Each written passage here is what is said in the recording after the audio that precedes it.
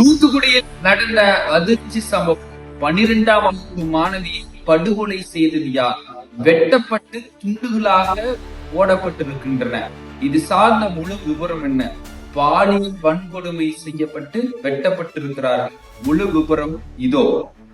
தூத்துக்குடி மாவட்டம் விளாத்திக்குளத்தில் காட்டு பகுதியில் இயற்கை உபாதை கழிக்க சென்ற +2 மாணவி பாலியல் பலாத்காரம் செய்யப்பட்டு துண்டு துண்டாக வெட்டி கொல்லப்பட்ட வழக்கில் போலீசார் புகார் கொடுத்ததும் தங்களை அலைக்கழித்ததாக மாணவியின் பெற்றோர் கண்ணீர் மல்க தெரிவித்தனர்.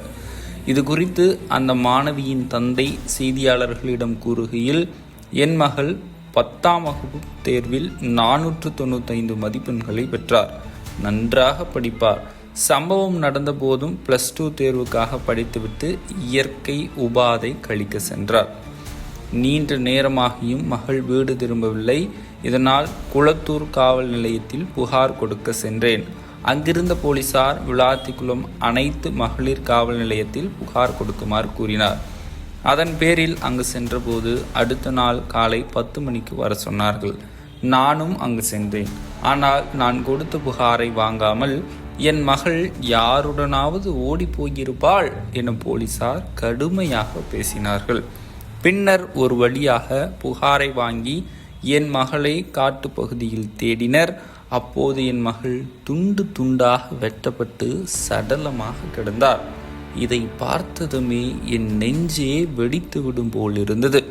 இவ்வாறு அந்த தந்தை கண்ணீர் மல்க தெரிவித்துள்ளார்.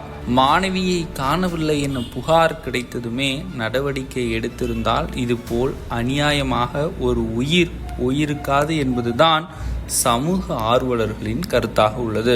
புகாரை எடுக்காமல் மாணவி மீதே தவறான பழியை போட்டு போலீசார் அலைக்கழித்துள்ளனர். பெண்கள் பாதுகாப்பில் தமிழகம் முன்னோடி மாநிலம் என முதல்வர் ஸ்டாலின் கூறி வரும் நிலையில் இப்படி ஒரு சம்பவம் பெரும் அதிர்ச்சியை ஏற்படுத்தியுள்ளது.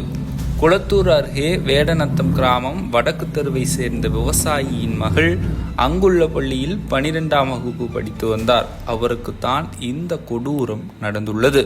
கொலையாளிகளை பிடிக்க 6 தனிப்படைகள் அமைக்கப்பட்டு தேடி வருகிறார்கள். உடனுக்குடனே செய்திகளை தெரிந்து கொள்ள ரூபம் தொலைக்காட்சியை சப்ஸ்கிரைப் செய்து கொள்ளுங்கள்.